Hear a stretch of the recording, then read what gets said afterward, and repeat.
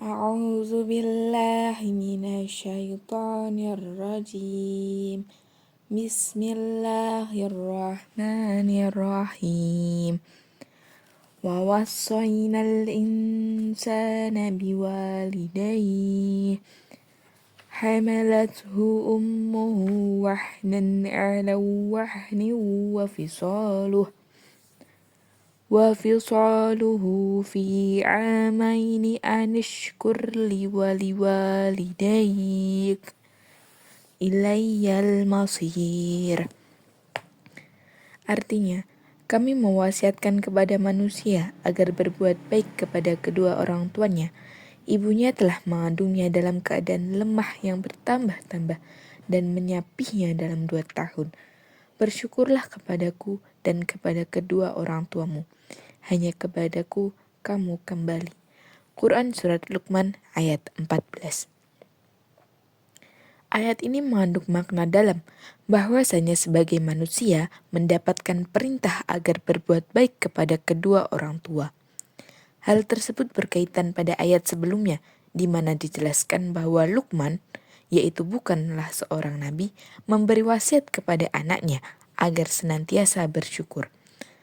Identitas dari Luqman sendiri masih menjadi perselisihan. Dijelaskan pada tafsir Al-Misbah ayat 13. Orang Arab mengenal 2 tokoh yang bernama Luqman. Pertama, Luqman ibnu Ad.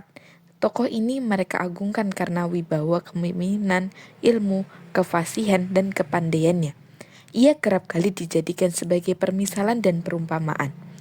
Tokoh kedua adalah Luqman al-Hakim, yang dikenal dengan kata-kata bijak dan perumpamaan-perumpamaannya. Agaknya dialah yang dimaksud oleh surat ini.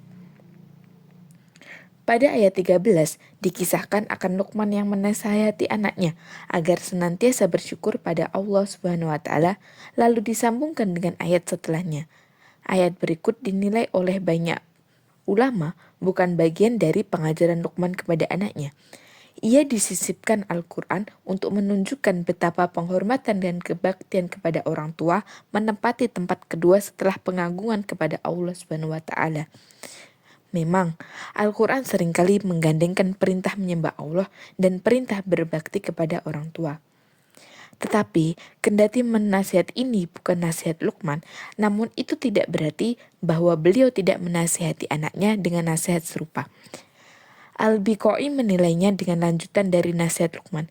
Ayat ini menurutnya bagaikan menyatakan Luqman menyatakan hal itu kepada anaknya sebagai nasihat kepadanya.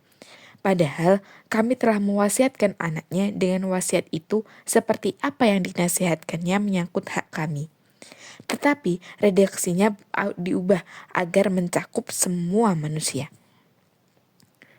Thohir ibnu Ash'ur berpendapat jika kita menyatakan bahwa Luqman bukan seorang nabi, maka ayat ini adalah sisipan yang sengaja diletakkan setelah wasiat Luqman yang lalu tentang keharusan mengesahkan Allah dan mensyukurinya. Dengan sisipan ini, Allah menggambarkan betapa Dia sejak dini telah melimpahkan anugerah kepada hamba-hambanya dengan mewasiatkan anak agar berbakti kepada orang tuanya. Dengan demikian, anugerah ini mencakup Luqman sebagai ganjaran atas perhatiannya memulai nasihatnya kepada anak-anaknya agar memperhatikan hak Allah, jangan sampai dipersekutukan. Di sini Allah menunjukkan bahwa Dia bersegera mendahului siapapun untuk memberi anugerah kebajikan terhadap siapa yang memberi perhatian terhadap haknya. Pendapat ini dikuatkan oleh desain terhadap siapa yang memberi perhatian terhadap haknya.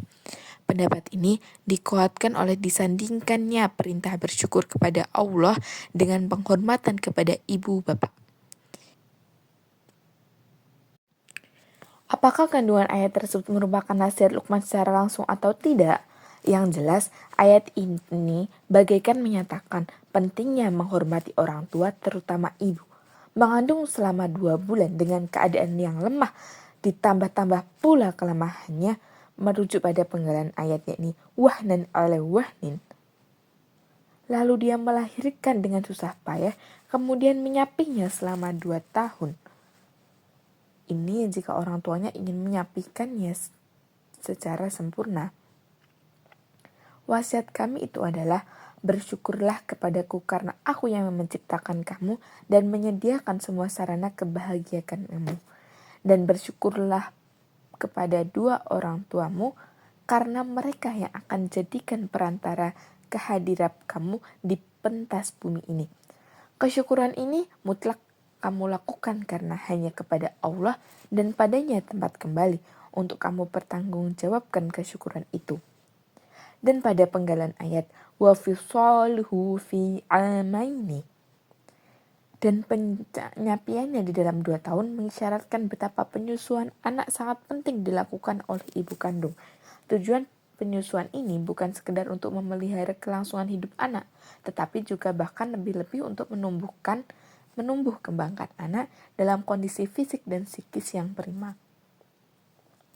Ketika mewasiati menyangkut orang tuanya, ditekankannya bahwa ibunya telah mengandungnya dalam keadaan kelemahan di atas kelemahan dan penyapiannya di dalam 2 tahun.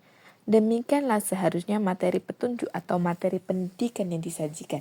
Ia dibuktikan kebenarannya dengan argumentasi yang dipaparkan atau yang dapat dibuktikan oleh manusia melalui penalaran akalnya.